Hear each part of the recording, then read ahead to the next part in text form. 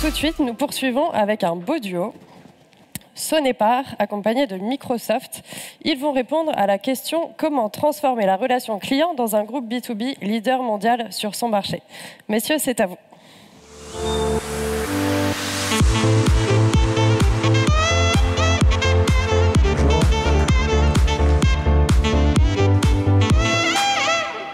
Merci. Fabrice, merci pour ta participation à cet event. On n'a pas beaucoup de temps, donc on va aller au vif du sujet. Parle-nous un peu de Sonepar, s'il te plaît. Alors oui, j'ai l'exercice à faire systématique d'expliquer qui est Sonepar. On n'est pas très connu. Donc c'est un des plus gros groupes français à l'international. 26 milliards de chiffre d'affaires en 2021. Je disclose rien en disant qu'on va dépasser les 30 milliards cette année, enfin en 2022. Donc 45 000 personnes, on est leader mondial de la distribution de matériel électrique à la destination des professionnels. Donc, tous les produits, Schneider, Legrand, ABB, je dois en citer 3 sinon on va avoir des soucis, à destination de l'artisan jusqu'à des grands groupes, grands et larges installateurs comme Vinci Énergie, pour citer des Français. Donc ce groupe-là, il a été créé en 1969, il est détenu par une famille donc il n'est pas coté, ce qui nous permet d'avoir une certaine vision à long terme et on a moins la pression du quarter. Malgré tout, ça reste du retail et donc du retail, ça se monitore tous les jours puisqu'on va générer à peu près 1 million d'orders par mois et donc c'est vraiment un travail de retail tel que vous pouvez le connaître dans des groupes internationaux. La vision que nous, on pousse à l'international, c'est d'être le premier dans le secteur du B2B retailing electrical à disposer d'une plateforme omnicanal globale, donc sur l'ensemble du périmètre global, que ce soit le e-commerce, que ce soit le offline, c'est-à-dire dans les agences de distribution. Donc pour vous donner une idée, rien que sur la France, il y a 600 agences. Et donc d'être capable de fournir cette expérience seamless, mobile, web, physique, sur l'ensemble de la chaîne de services. Donc pour arriver à ça, on a lancé un vaste plan d'investissement. Donc on investit 2 milliards sur la partie supply chain et 1 milliard sur la partie omnicanalité. Donc pour fournir ce service, c'est-à-dire le perfect order, celui qui est délivré le bon produit, le bon service au bon endroit, sur le bon timing, on doit être capable de fournir ça systématiquement dans un contexte de réduction d'émissions de CO2. 40% des émissions mondiales, le bâtiment. La partie matériel électrique a forcément un poids assez élevé dans ces 40%. Donc on a un rôle à jouer en étant le leader mondial. Le marché global fait à peu près 400 milliards de dollars. On en fait donc un peu plus d'une trentaine, en étant les leaders mondiaux. Donc une concentration assez faible.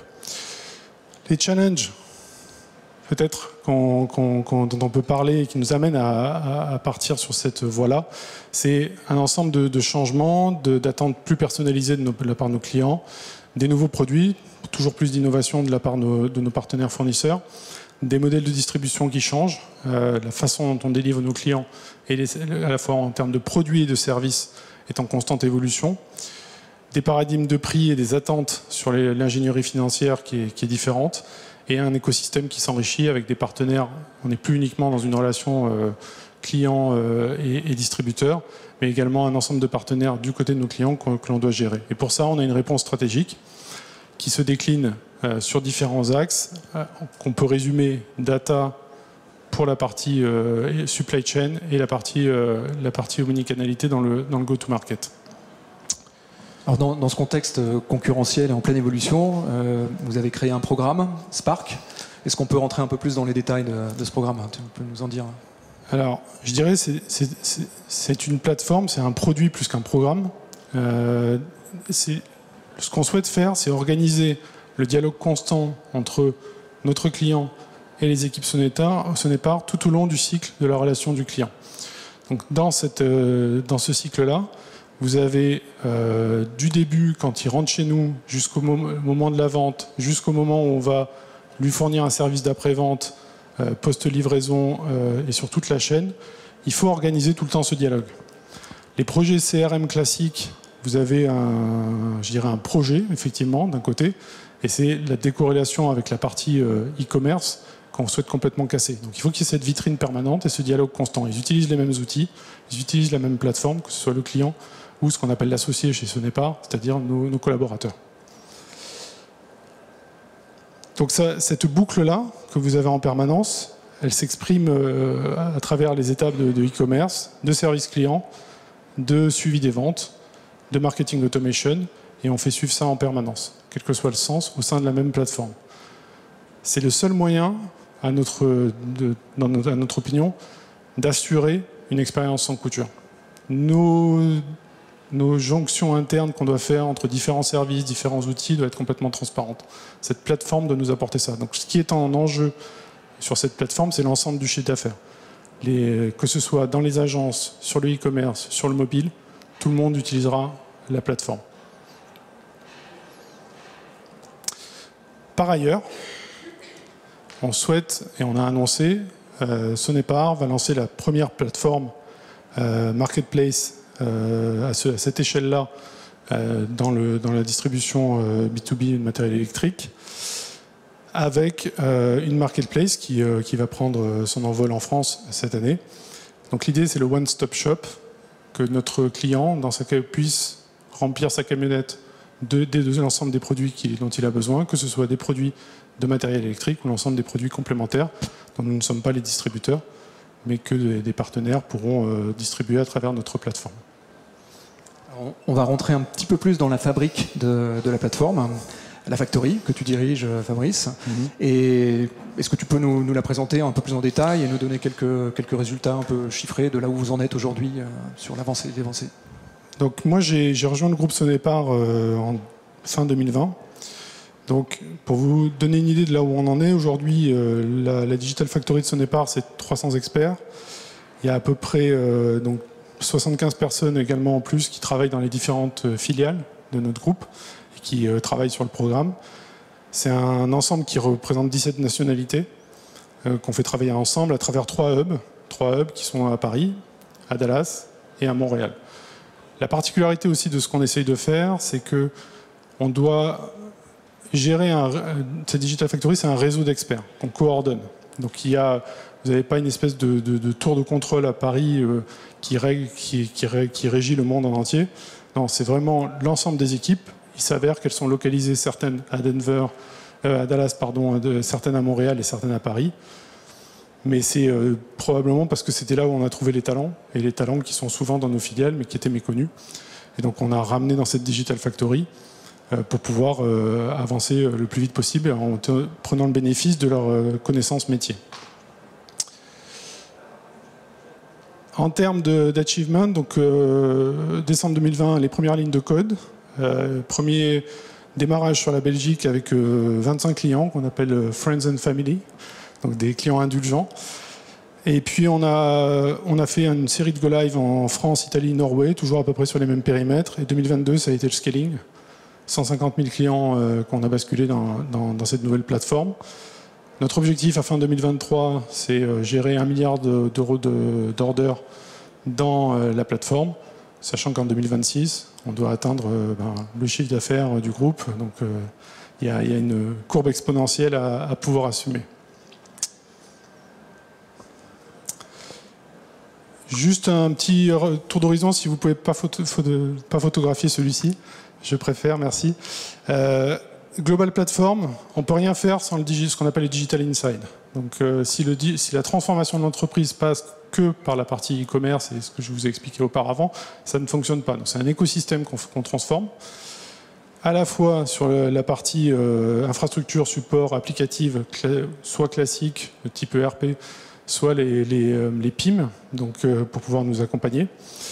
Les volets RH, donc cet ensemble est transformé, et moi je m'occupe sur le Digital Outside donc du programme Spark. Il y a une partie Data Lake aussi qu'on fait avec Microsoft notamment, et on s'appuie sur des partenaires technologiques dont pour ce qui nous concerne Publicis Sapient, Hitachi Solutions, désolé le logo est pas le bon, et puis les EPAM et Miracle pour la partie Marketplace. Alors effectivement, tes retours d'expérience et les bonnes pratiques que tu souhaites partager avec la salle en synthèse. Voilà. J'espère que je n'ai pas été trop vite sur la première partie, que vous avez compris à peu près de quoi on parlait.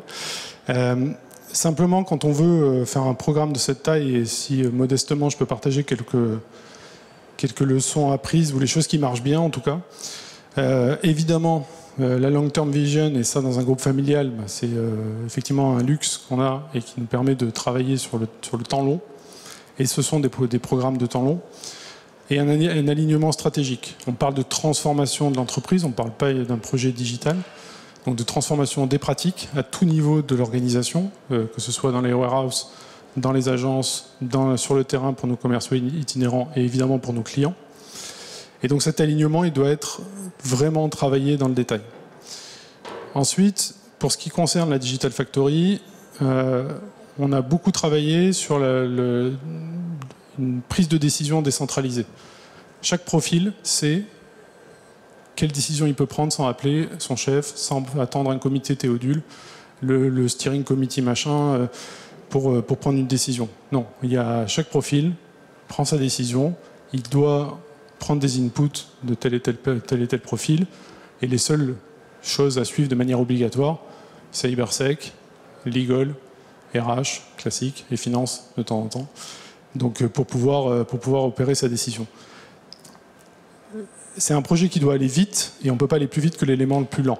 Donc si on doit attendre que le chef prenne une décision, ça ne fonctionne pas. Donc ça, c'est un travail, et c'est parfois contre nature.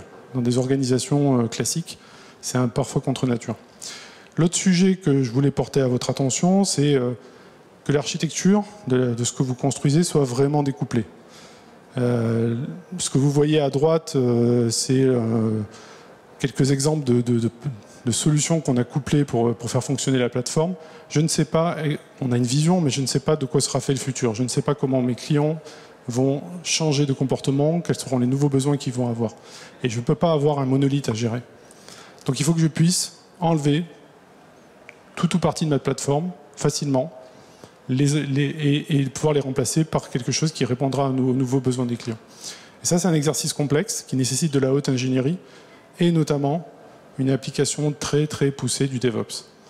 Le rythme à laquelle on fait des releases, pour rappel, Amazon en fait 150 000 par jour. Il y a toujours un truc qui change chez eux, que ce soit du serveur jusqu'à des choses que vous voyez. Donc 150 000 releases par jour, on n'en est pas là, nous, et on n'a pas forcément ce besoin, mais on en fait 2, 3, 4 par semaine. Et donc votre capacité à faire des releases, c'est un symptôme de votre capacité à régler des problèmes rapidement. Quand on en sera arrivé au bout, c'est à peu près 40 000 € minute, 24-24, 5-7. Donc ce qu'on doit gérer. Donc chaque minute où la plateforme est arrêtée, où il y a un problème, c'est ça le coût qui est derrière. Donc c'est ça qu'on doit piloter. Et donc le DevOps et les pipes que vous allez mettre derrière vont vous permettre de gagner en rapidité là-dessus. Et c'est aussi un très bon symptôme de la capacité de votre organisation à être efficiente. Pour vous donner quelques indicateurs, au-delà du nombre de releases, le temps pour un software engineer qui nous rejoint pour avoir, en fonction de son profil, accès à tous les softwares, c'est 1 minute. 1 minute, on met son profil et sur tous les logos que vous avez juste au-dessus, il a ses profils. Le temps qu'il nous faut pour mettre à disposition l'ensemble de l'écosystème ready pour être configuré pour une nouvelle filiale dont on vient faire l'acquisition, c'est 5 minutes. En 5 minutes, l'ensemble de la plateforme est prête. Après, il y a quelques mois de configuration derrière. Et enfin, le chaos engineering. On est tous dans une situation où on peut se faire crypter du jour au lendemain. Et face à cette menace, il y a classiquement, j'ai été DSI dans le passé, on faisait des plans de continuité et puis on les testait 1 fois par an. Il est outdated, le plan, le jour d'après. Quand on fait 3-4 releases par semaine, forcément, vous changez des choses et le plan que vous avez prévu ne fonctionnera pas le jour où vous en aurez besoin. Donc pour ça, il y a des méthodes et des technologies qu'on appelle chaos engineering qui vous permettent en permanence de tester des choses qui sont débranchées. Donc on a les chaos monkeys, on a l'équipe qui a pour mission de débrancher des câbles en permanence et de vérifier ce qui se passe et de vérifier que la plateforme est résiliente. Et donc ça aussi, quand vous avez un objectif de faire 40 000 € minute, vous devez être en capacité de réagir très rapidement si vous êtes attaqué, si un de nos partenaires, qui est un des logos, se fait attaquer et tombe, comment on fait en sorte que la plateforme continue. Voilà, donc c'était ces exemples-là que je voulais partager avec vous, et puis qu'on aura peut-être l'occasion de voir juste après. Oui, Fabrice sera là pour l'événement de networking à 16h, donc si vous souhaitez poser des questions, échanger avec lui. En tout cas, merci beaucoup Fabrice pour ce partage et pour ton leadership sur ce projet ambitieux et important pour... Avec plaisir. Merci. Merci à vous. Merci à vous.